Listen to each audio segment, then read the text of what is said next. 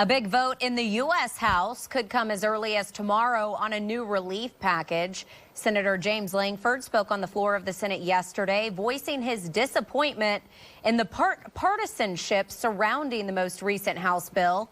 The bill would provide an additional $3 trillion in relief aid to individuals and businesses across the U.S., while also making sweeping changes to voting regulations, widespread changes in federal cannabis laws, and a tax break for America's most wealthy. It's over 1,800 pages. In fact, just the summary of it, if people want to see the summary document of it, is 90 pages long just to be able to get the summary of it.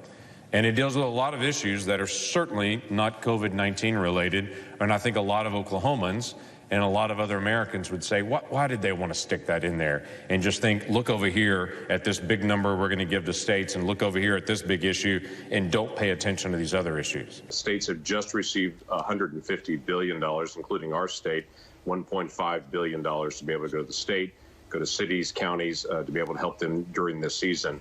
That gives them the opportunity to be able to spend that on law enforcement, on first responders, on additional costs for testing, on changes they had to make in scheduling based on testing. So there's a lot that was given to the states already.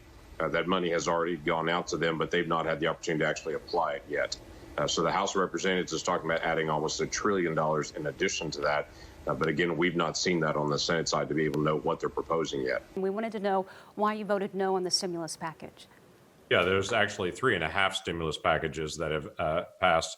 The first one I supported, the second one I did not. And the challenge was a lot of small businesses had contacted me after this had come through the House but when it came to the Senate and said, we have a major problem that's just going to force us as small businesses to lay a lot of people off at the exact moment we need help the most.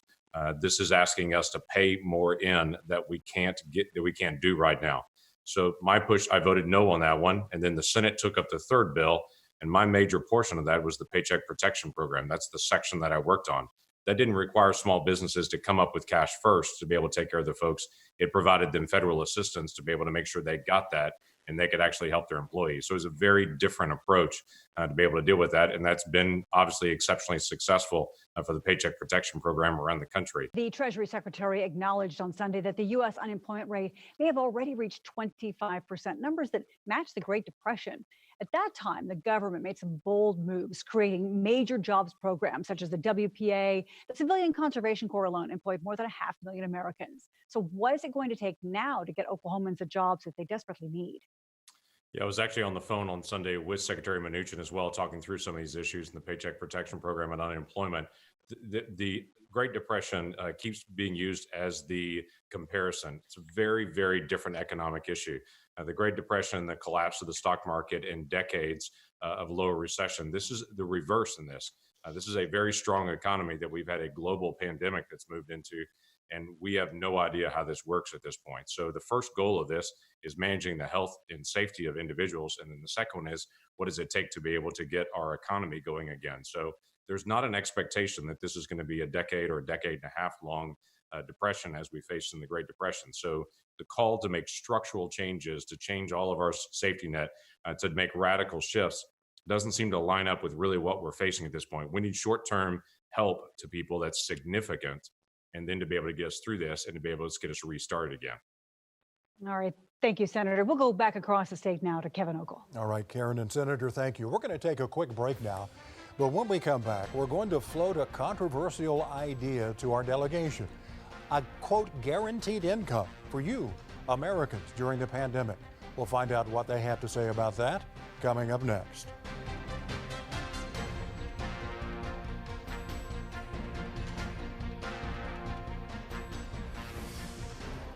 Here in our state, most colleges are planning to return to in-person classes in the fall. That includes OU, OSU, and UCO.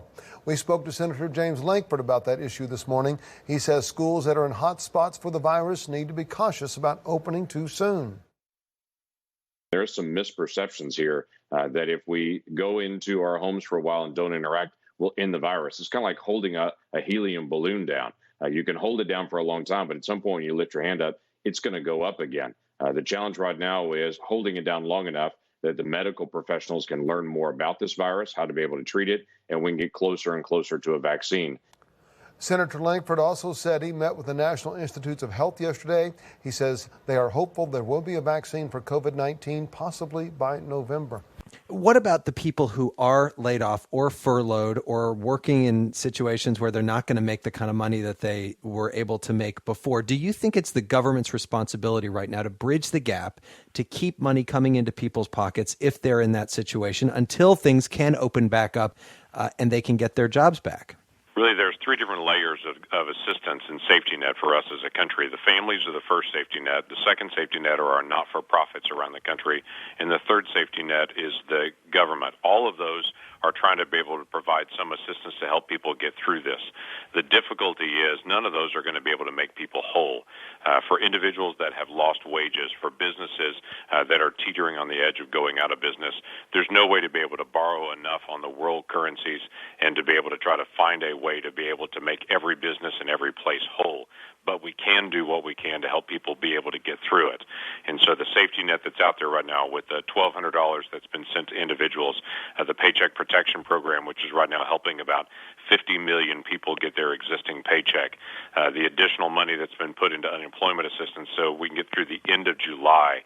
All of those things are designed to be able to help people get through this, but we're very aware most people will not be made whole during this time period, but we're trying to be able to help people survive it, get to the other side of it, to be able to get our economy restarted again.